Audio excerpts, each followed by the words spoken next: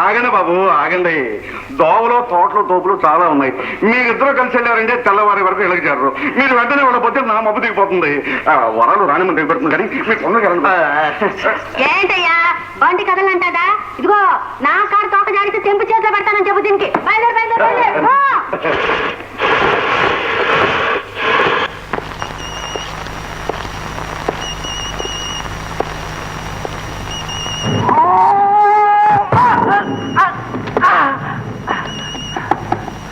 ఈ బాంబులన్నీ త్వరగా పెట్టండి.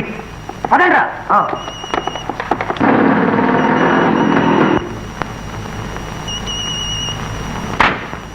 ఉంటా ఉండక మంచి సినిమా చూపించారు. Good night. Good night. Driver hostel పోనీ.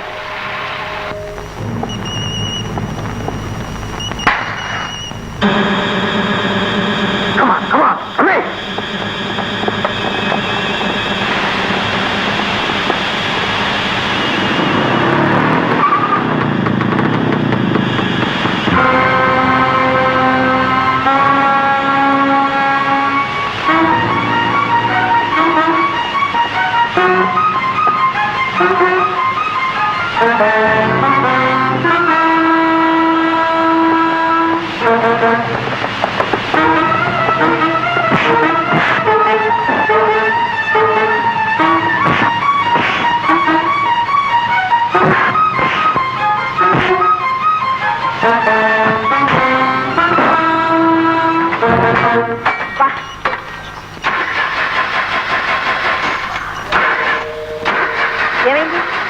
పెట్రోల్ లేదమ్మా. ఏడ్చినట్టే ఉంది. ఇందా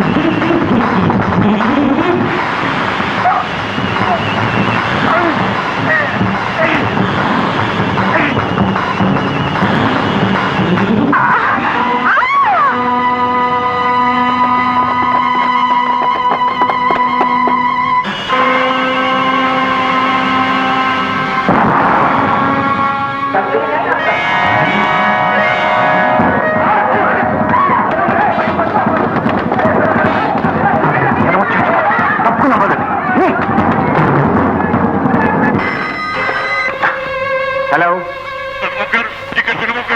చంద్రబాబు గారు ఎక్కడున్నారు? కాలు హలో వెరయా వెరయా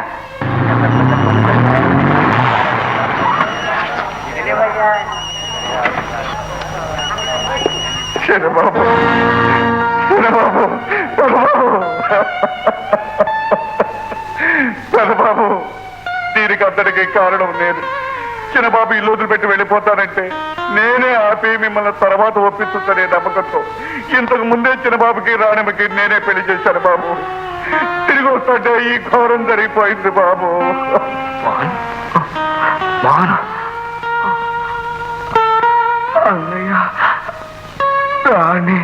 మీ అన్నయ్య నీకు పెళ్లి చేయడానికి భయపడ్డావా?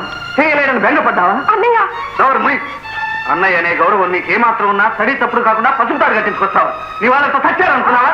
రాము జరిగిపోయింది. ఈరోజు జరిగిపోయింది. పసుపు తాడైనా బంగారపు తాడైనా మాంగళ్యానికి ఉన్న విలువ ఒక్కటేరా. జరిగిపోయిన పెళ్లిని కాదని ఈ పిల్లని మళ్ళీ ఇంకో 5 చేతిలో పెట్టగలమా? ఆలోచపడుతురా. దాని భవిష్యత్తు గురించి శాంతంగా ఆలోచించు. ఇంకా ఏంటమ్మా ఆలోచించేది? తన గుమ్మంలోకి వెళ్తే ముఖాన్ని ఉమ్మేస్తాడా కళ్యాణ్? నేనే నీ గుమ్మంలోకి వచ్చాను రాము. నా తమ్ముడికి మనశ్శాంతిని కలగజేయమని అడగడానికి వచ్చాను. చూస్తావు మీ బావగారిని ఆహ్వానించి మర్యాదల కోసం నేను ఇక్కడ రాలేదు రాము. నా తమ్ముడు నీ చెల్లెని పెళ్లి చేసుకున్నాను నాకు ఇప్పుడే తెలిసింది. పంతాలకు పట్టింపులకు పోయి పచ్చని కాపురాన్ని పాడు చేసేంత రాక్షసుని కాను నేను. కళ్యా, అవును. ఇప్పుడు నేను ఒక అతి ముఖ్యమైన పని మీద వచ్చాను. ప్రమాదంలో చిక్కున్న నా తమ్ముడు రాణి రాణి అని కలవరిస్తున్నాడు. అందుకే ఆమెను తీసుకెళ్ళడానికి వచ్చాను. ఆయన తీసుకెళ్ళండి. బాంబు పేలి మోహన్ ఒళ్ళంతా గాయాలే. అయ్యో, మోహన్. ఏమిటమ్మా అలా చూస్తున్నా? ఆకాశం దిగి వచ్చి కటికి నేరతో చేయి కలిపాక నీ భర్త నువ్వు చూసుకోవడానికి ఏం అనుమతి కావాలా? పదమ్మా, పదండి.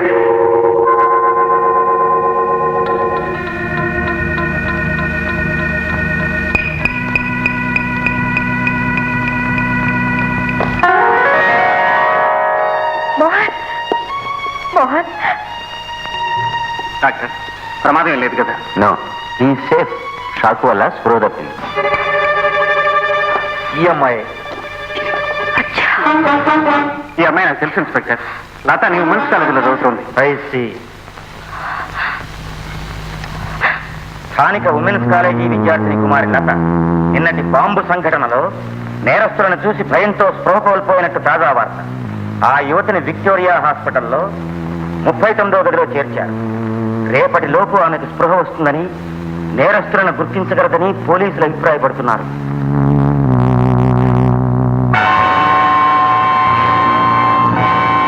రమేష్, ఆ అమ్మాయికి స్పృహ వచ్చి నోరు విప్పిందంటే ప్రమాదం. తేలివి రాకముందే తప్పించాలి.